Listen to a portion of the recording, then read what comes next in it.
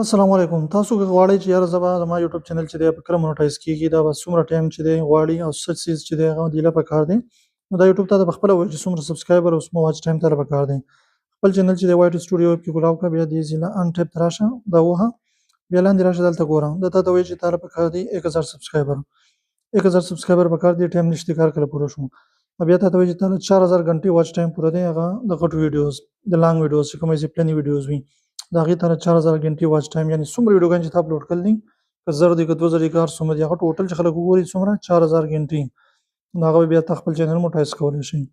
یو ولې دا څیز پکار دی او دا کله تېر شوي 365 ورځو چې دی هغه حسابوي، د هغې نه خوا بیا نه حسابېږي ټایم، مطلب صرف د یو کال ټایم حسابېږي، د هغې نه خوا بیا ټایم نه حسابېږي.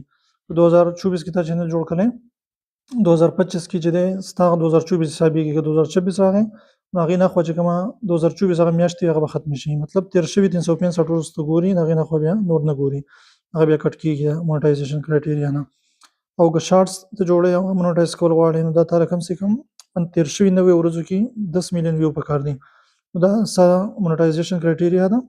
دا تا ته پخپله دې ځای کتی شي، وایټ سټوډیو ته لاړ شه، ارن موډ ووهه او بیا دې ځای لاړ شه، دا پخپله ویي نه، نو په دې باندې ستا ویډیو کتو ضرورت نشته.